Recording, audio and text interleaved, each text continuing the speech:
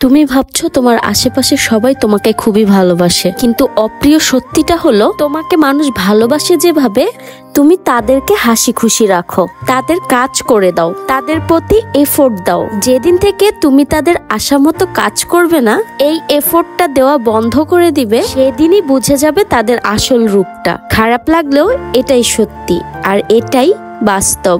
আজকের ব্লগটা শুরু করছি একদম সকালবেলা থেকে। গতকাল রাত্রে নেহারি রান্না করে রেখে দিয়েছিলাম, তো ভাবলাম সকালবেলা নান রুটি বানানো যাক। নেহারি দিয়ে কিন্তু খুব বেশ জমবে। একদম সকালে ঘুম থেকে উঠেই আমি সবার আগে নান রুটির যে ডোটা সেটা তৈরি করে নিচ্ছি। আর এটা কিন্তু একদমই সিম্পল। আমরা ফার্স্টেই ইস্টটা রেডি করে নিব। আর ইস্ট রেডি করা কিন্তু মোটামুটি সবাই জানি, তাও একবার বলে দিচ্ছি। আমরা 1 কাপ গরম কুসুম গরম দুধ নিব, সেটার মধ্যে 1.5 চামচ চিনি, অল্প একটু লবণ দিলেই হয়ে যাবে। তারপর এটাকে ঢেকে 5 মিনিট রেখে দিলেই এটা যখন এরকম ক্রিমের মতন ফুলে উঠবে, তার মানে আপনার ইস্টটা ভালো। আর ইস্টটা ভালো হলে সেটা দিয়ে কিন্তু পারফেক্ট ডো বানাতে পারবেন নান রুটির। সো যখন দেখবেন যে ক্রিমের মতন হয়ে গেছে, তখন আপনারা যেটুকু আটা নিবেন বা ময়দা নিবেন, সেইটা যতটুকু লাগে জাস্ট অল্প অল্প করে মিশিয়ে মিশিয়ে ডোটা তৈরি করে নেবেন। তারপরে ডোটা আপনি যতক্ষণ রাখতে পারেন, 10 মিনিট, 20 মিনিট, 30 মিনিট, যত বেশি রাখবেন তত বেশি ভালো ডো হবে। তা আমি মোটামুটি 1.5 ঘন্টার উপরে রাখছিলাম, কারণ আমি একদম সকাল উঠে এটা মেক করে রাখছিলাম। আর ওর বাবারা ঘুম থেকে উঠলো, ফ্রেশ ট্রেশ হলো, খাওয়ার আগে জাস্ট এটা বানাই দিলেই হয়ে যায়। তো এই কারণে আমার প্রায় 1-1.5 ঘন্টা রাখা হয়েছে। তার মধ্যে নুসাইবার বাবা উঠেও গিয়েছিল, ও উঠছে, পরে ওরটা ভেজে দিব। তো আমি এর মধ্যে একটা নিয়ে তাড়াতাড়ি করে বানিয়ে রাখতেছিলাম। একটা একটা করে বানাই ফেলবো সবগুলাই এখন।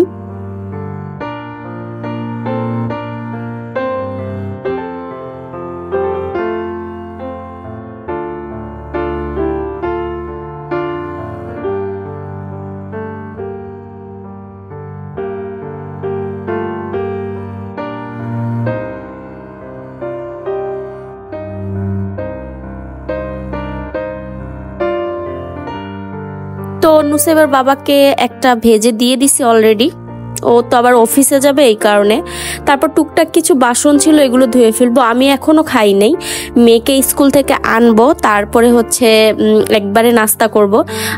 মেয়ের স্কুল ছুটি হয় 10টায়, ওকে এনে টেনে আস্তে ধীরে নাস্তা করব। মেয়েকেও নাস্তা বানাই দিব, কারণ মেয়ে আবার এই নাস্তা খাবে না, ওর আবার আলাদা হয়। দেখা যায় চকোস যে এটা খেতে পারে, বা নুডলস খেতে পারে, বা ওকে আবার আলাদা করে পরাটা বানাই দিতে হতে পারে। আসবে, তারপর যেটা মর্জি করবে সেটাই। তো আমার টুকটাক যে বাসনগুলো ছিল এগুলো আমি ধুয়ে ফেলছি। ধুয়ে আমি রান্নাঘরটাও একটু ভালো মতন ক্লিন টিন করে নিতেছি।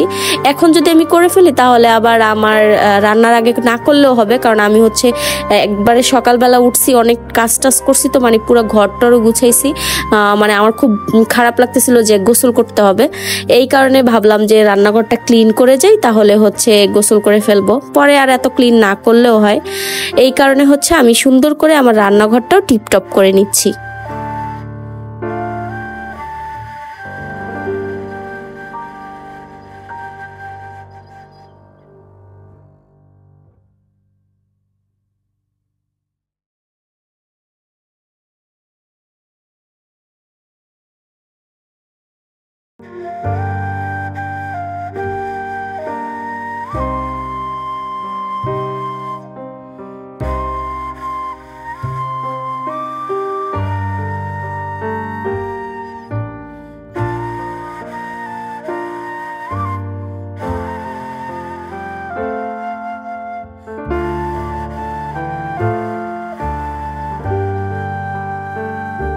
এখন বাজে প্রায় 9:15 মতন। আমি একদম গোসল টোসল করে ফ্রেশ ট্রেশ হয়ে নিছি, এখন রেডি হয়ে নিব, মেয়েকে আনতে যাব। আমাদের বাসা থেকে রিক্সাতে প্রায় 5 মিনিট 10 মিনিট লাগে, তো এর জন্য একটু পরে বের হয়ে যাব রেডি হয়ে। মেয়েকে বাসায় এনে ওর নাস্তাটা বানিয়ে দিয়ে দিচ্ছি। এখন আমার জন্য আমি একটা নান ভেজে নিচ্ছি। সাথে বানিয়ে ভেজে নিলে না খুব সুন্দর হয়। আমি এইটা না তেমন ফুলে নাই, তাওয়াটা গরম কম ছিল, তো এই কারণে একটু তাওয়াটা ভালো মতন গরম করে নিয়ে যদি দিতাম আরও সুন্দর ফুলতো। মানে পরে যে কয়টা বানাইছি সবগুলো ফুলে এক একটা ফুটবল হয়েছে মেইন কথায়। আর এত সফট হয়েছে, এত সুন্দর হয়েছিল আজকে নানগুলা, কারণ অনেকক্ষণ রাখছিলাম। খাওয়া দাওয়া কমপ্লিট করে একটু বিছানাগুলো টিপটপ করতেছিলাম। আমি সারাদিনই এই কাজ যে কয়বার করি আল্লাহই জানে ভালো মতন, আর আমি জানি। মানে দুইটা বিছনা একটু পরপর এই রুমে যাই, এইটা টিপটপ করি, একটু ওই রুমে যাই, ওইটা টিপটপ করি। তারপরে হচ্ছে টুকটাক কতগুলো কাপড় ধুয়েছিলাম, এগুলো হচ্ছে ভাঁজ করতে হবে।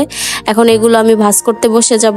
একটার পর একটা মানে কাজ করতেই থাকি। কত যে কাজ একটা ঘরের মধ্যে থাকে, গুছানো পরিপাটি রাখার জন্য যে কতটা শ্রম দেওয়া লাগে, এটা আসলে যারা সবসময় এই জিনিসগুলা মেনটেন করে তারাই আসলে বুঝে। আবার কাজ ফালায় রাখলেও লস, কারণ যত ফালায় রাখবো তত নিজেরই কষ্ট, একদিন অনেক কষ্ট হয়ে যাবে। আর অল্প অল্প করে করলে তাও একটু দেখা যায় রুটিন মাফিক সুন্দর মতন চললে কষ্টটা তুলনামূলক কমও হয়, গুছগাছও থাকে। তো আমি হচ্ছে এখন সব ভাঁজ টাজ করে মেয়েকে পড়তে বসাবো। ওর SW গুলো কমপ্লিট করে ফেলছি, তারপর হচ্ছে এক্সট্রা একটু পড়াচ্ছিলাম, আগের পড়াগুলো রিভাইজ করাইতেছিলাম। ছোট মানুষ তো ভুলে যায়, মানে দেখা যায় আজকে একটা জিনিস খুব ভালো পারে, 2 দিন ওইটা না লিখাইলাম তাহলে একদম ভুলে টুলে খেয়ে ফেলে। তো যাই হোক, ও হচ্ছে ওকে যদি জিজ্ঞাসা করব যদি কিছু খায় কিনা, যদিও আর খাবে না, কারণ টিফিন অলরেডি দিয়ে দিয়েছিলাম স্কুলে। টিফিনে দেখা যায় হালকা পাতলা কেক বা বিস্কিট নিয়ে যায়, তারপর বাসায় এসে নাস্তা করে। তো ও আর কিছু খাবে না। তো আমারও এখন মোটামুটি কাজ নাই, প্রায় 1-1.5 ঘন্টা একটু মাঝখানে আমি ফ্রি টাইম থাকি। এখন বাজে 11টা, 12:30টার আগে তো আর রান্না করতে যাব না। আর আজকে অনেক বেশি রান্নাও নাই। তো এখন হচ্ছে চাটা আমি করে রাখছিলাম, এখন বসে বসে এটা খাবো, আরাম করে বসে 1 কাপ চা খাবো। মানে প্রায় 1 ঘন্টার মতনই আলসে সময় কাটাবো। মেয়ে দেখা যায় খেলে, কিছুক্ষণ ফোন দেখে, একা একা থাকে তো দেখা যায় একটার পর একটা করতে থাকে। তো ও ওর মতন আছে, আমি আমার মতন একটু সময় কাটাই। ও ওরকম বিরক্ত করে না, দেখা যায় ও ওর মতন ফোন দেখে, তারপরে হচ্ছে ছবি আঁকবে, কতক্ষণ খেলাধুলা করবে, মেকআপ করবে।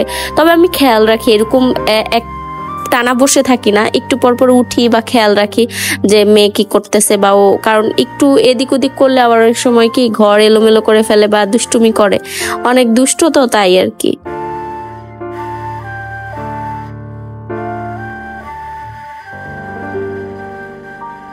অনেকটা সময় বারান্দায় বসেছিলাম, এত পরিমাণ রোদ, আর আজকের আকাশটা এত মানে পরিষ্কার বলার বাহিরে। বাহিরের ওয়েদারটা দেখলেই মানে বুঝবেন, যারা বাহিরে থাকে বা কাজ করে কি যে কষ্ট হয়।